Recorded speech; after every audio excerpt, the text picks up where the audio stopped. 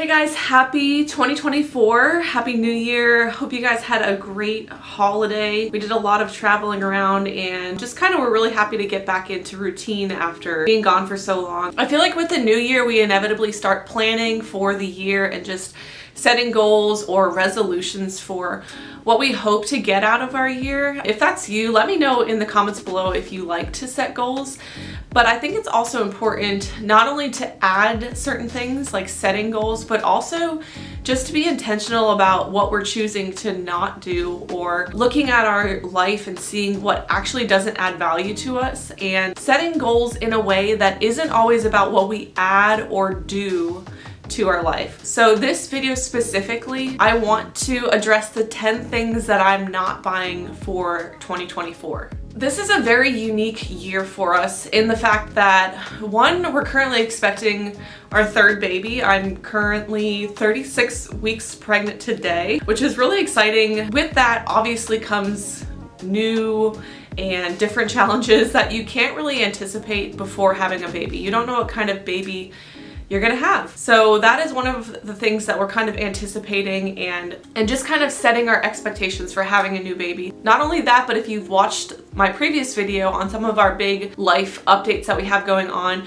we are looking to move overseas in May of this year as well. With that is gonna come a lot of unknowns and challenges that we just really don't know how to plan for yet. So I'll be really interested to see how this list kind of holds up as we go through some of these transitions and life changes over the course of the year. If this is a list that you guys make for your year as well, maybe some things that you plan to not buy or not do, I would really be interested in hearing what you have to say. So please feel free to leave some comments down below and I would love to hear those. So let's go ahead and jump into my list. So number one, this is a really hard one for me because I often get given these by my husband as gifts, but I've realized recently that I just have too many and I can't really maintain them right now. Number one is plants. So I really absolutely love having live plants in our home. I think they really add something natural to a space. However, I have a lot of plants right now that are starting to kind of suffer from me not being able to take care of them properly. And also just, we've moved 9 times in the last 10 years of our marriage, and I've kind of taken these plants everywhere we've gone. And with that, you inevitably kind of have a hard time keeping your plants alive. They struggle and they suffer a little bit in that transition time. So I'm kind of seeing the repercussions of a lot of those moves. And with going overseas soon and leaving our personal belongings here in this house, we just will not be able to take our plants with us, for one. And I can't have the expectation that somebody else is going to take on the care of my plants. So I'm probably gonna have to be letting go a lot of these plants or gifting them to people. My plan for the new year is not to buy any more plants, but also to start minimizing how many plants that I have. Okay, so number 2 is books. I will not be buying any new books this year. One of my goals every year is usually to read at least 1 book per month. I often exceed that. Sometimes I go under that. It just kind of depends on life at the time, and who knows with having a new baby how much time I'm gonna have to read. However, I've noticed that I have a lot of books that I've been meaning to read that are kind of just stacking up, or books that I want to reread. There's tons of books in our current library that I really just have loved, but I kind of forget what they're about and want to reread. So unless they're a book that we already have or somebody gifts me a book, my plan is to not buy any new personal books and just read through what I currently have. Okay, number 3 is nail polish. This is one that I don't feel like I will have much of a struggle with. To be honest, I don't wear nail polish. I think I've worn nail polish 1 time this year, and it was really because my girls wanted to paint their nails, so that was something that we did together. And it lasted about 2 weeks and then I couldn't stand having it peel off. I don't know if I've even purchased nail polish in the last 5 years, so it's not going to be something that's difficult for me this year. I'm actually considering throwing away all of my nail polish. I don't foresee taking my nail stuff with me overseas. I probably have like 4 or 5 nail polishes that I keep around just to use on the girls, but I don't foresee taking those with me, so I'm considering probably just getting rid of those altogether. Okay, number 4 is hair tools. This could be hair products or straighteners or curling irons, anything that you can think of, I guess, in regards to your hair. I don't use any sort of heat on my hair in general. My hair has actually straightened a lot over the years since having kids. I used to straighten my hair every day in high school and college, which now looking back on is just crazy to me. But I think I have a curling iron that I use for very special occasions. I don't even remember the last time I used it, maybe for a wedding or something. And I keep a hair dryer in our guest bathroom for guests.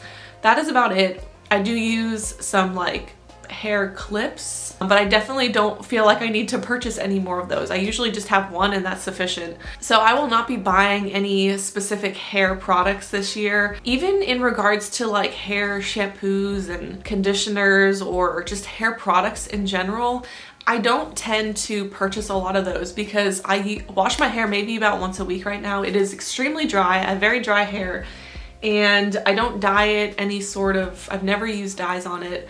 So I don't feel like there's anything that I need to maintain the quality of my hair. And I think it just adds to its health overall when we're not using a ton of products or heat on our hair. We know that heat isn't the best for keeping healthy hair in general, so it's not something that I feel like is necessary to use. So number 5 is candles. We don't use a lot of candles to begin with. We mainly were using essential oils. Girls really love lighting candles for dinner and for meals. So we have this one candle stick that we light every meal, which for some reason has become like a thing in our house. And the girls kind of fight over who gets to blow it out after each meal. And they really enjoy that. Again, I'm not going to be taking a bunch of candles with me overseas. So this is something that I'm just not going to be purchasing this year. Just using up whatever we have in our house first. Number 6 is jewelry. Jewelry is one thing that I don't wear a lot of to begin with. I have 3 rings that I wear, my engagement ring, my wedding ring, and then I have this one gold band that I always wear. This was my great-grandmother's wedding band. And that is all I have in regards to rings that I wear. The only other jewelry that I will wear sometimes is earrings, which I'll wear to church on Sundays or if I go out or something like that. But in terms of like necklaces or bracelets and things like that, I really just don't like having it on. It feels uncomfortable to me. I don't like a lot of small clutter pieces, so it's just not something that I'm going to use, and it's not really something that I want to receive as a gift. So jewelry is one of those kind of easier items for me to just say that I'm not going to purchase this year. So number 7 is office supplies.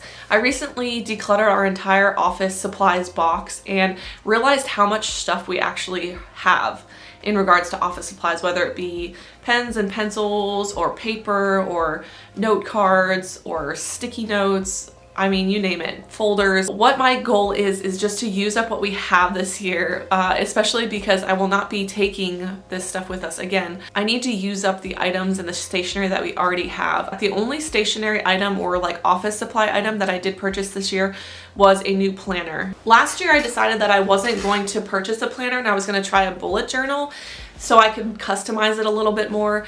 And as the year went on, I did get pregnant and just had a harder time kind of keeping track of the bullet journal and making a weekly setup like I normally do. So this year I'm just going back to using a basic yearly planner. So this one I just purchased at Walmart, and it keeps my weeks organized. I can write everything down. So this is one thing that I did, one piece of office supplies that I did purchase this year. I'm hoping that this is the only thing that I will need.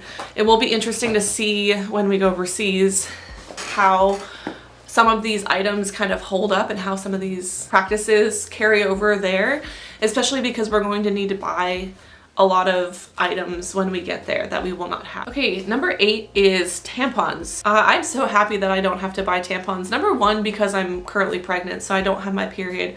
And usually I go about till 11 months after I've had a baby before I actually get my period back. So probably most of or all of this year, I won't need to purchase any. However, even if I do get my period back earlier than usual, I haven't used tampons in years. I just have switched to a menstrual cup and I actually find it a lot more comfortable. Once you get used to utilizing them, they're just super comfortable, very easy to maintain. The one that I use is, I think it's called the Pixie Cup. It's not, you know, sponsored or anything like that. It's just that I really like their cups that I've used. I've tried a few of them. I know that they donate one per every one that is purchased. So I've gotten at least 2 now, which I really enjoy, and I don't plan to go back to using tampons ever, to be honest. Okay, almost to the end. Number 9 is random makeup products. I have probably about 5 pieces of makeup, or like 5 items that I use as makeup products. I have mascara, I have a concealer, a powder foundation, and a powder bronzer. I recently invested in a little bit more expensive of makeup. I think I got it last year for my birthday. That's what my husband got me. Just wanted to get really good quality ingredients in my makeup. I don't wear makeup every single day. I probably wear it maybe 2 times a week, 3 times a week, maybe. So it tends to last me a long time. The only thing that I like to replace a little bit more frequently is my mascara. So that may be one item that I can foresee purchasing this year. However, I just don't wear like eyeshadows or lipsticks or I don't even know what else you would, eyebrow pencils, eyeliner, those sorts of things. I definitely like a more natural look. I just don't like how makeup feels on my skin too. I don't like when you can see the cakiness of makeup on your face. Makeup is just one thing that I'm not going to be purchasing this year. Okay, and then the last one that I have on my list, number 10, is just purchasing impulse buys.